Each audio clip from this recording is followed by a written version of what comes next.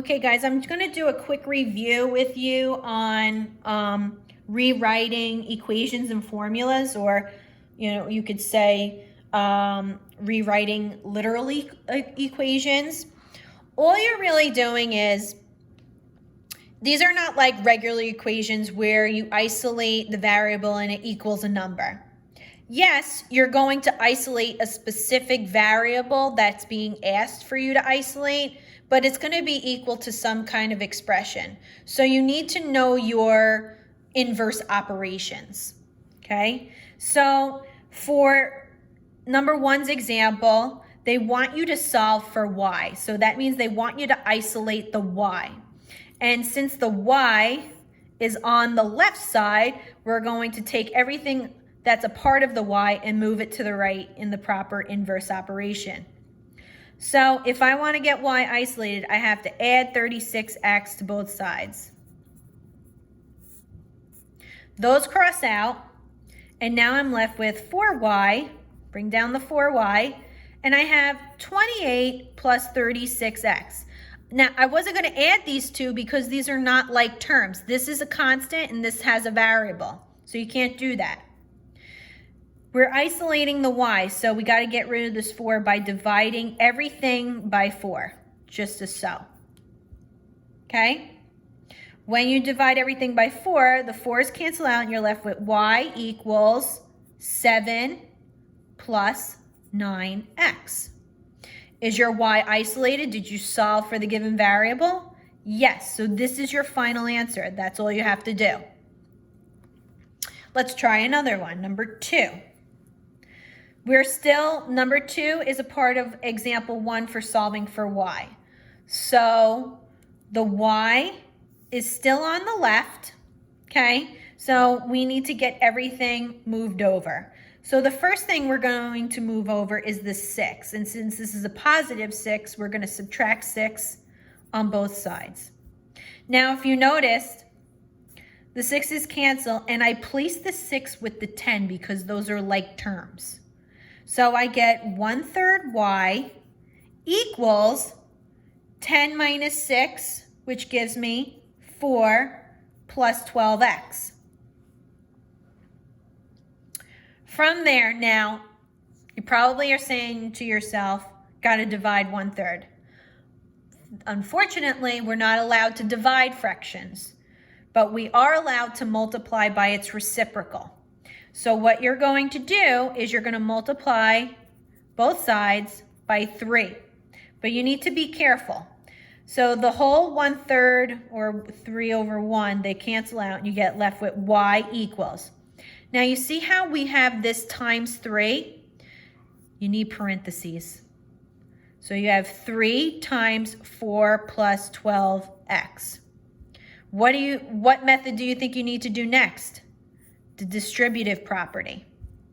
Y equals 12 plus 36x. Is your y isolated? Absolutely. This is your final answer. So that's working out nicely. And now, instead of solving for y, like we did in the first and second example, now we're going to do an equation to solve for x. Okay? So what do you notice about this situation here? You have y equals 9x plus 2x. Well, these are like terms that I can combine. They're on the same side. So I have y equals, well, what's 9x minus 2x? 7x. But I still need to get this x isolated. So that means the 7 has to move. 7 is attached to x by multiplication. What's the opposite? Divide. Divide by 7. 7's cancel. You're left with y over 7 equals x. Is your x isolated now? Absolutely. Box your answer. You're done. Okay, so let's go to the back, example 4. And example 4 is a part of solving for x. So look at this one. We're going to solve for x in this example. Where is x? Okay, X is over here.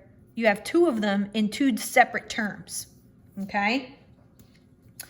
So I'm trying to isolate this X in two separate terms. So ultimately right now, this N has to move, okay?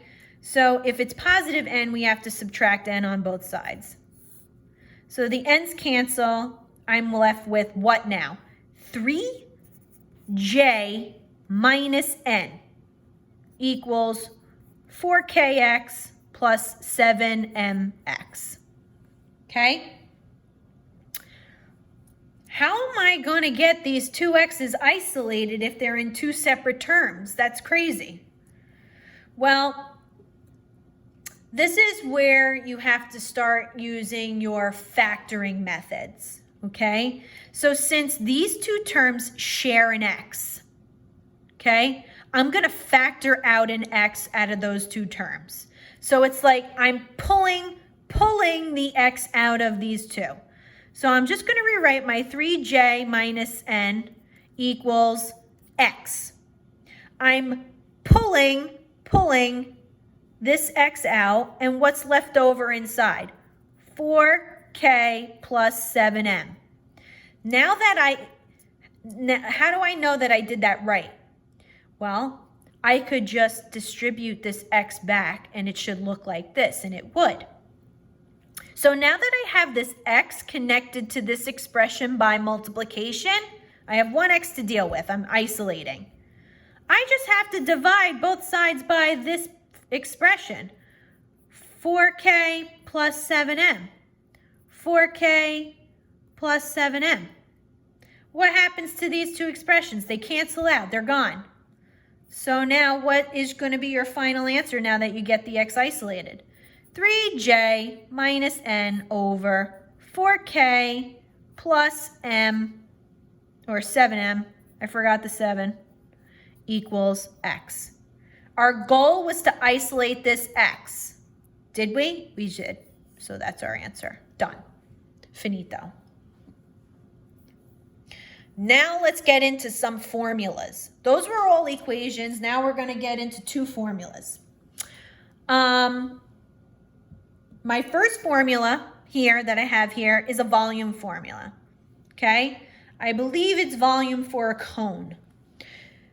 And they want us to solve for H. Now let's think about all the pieces here.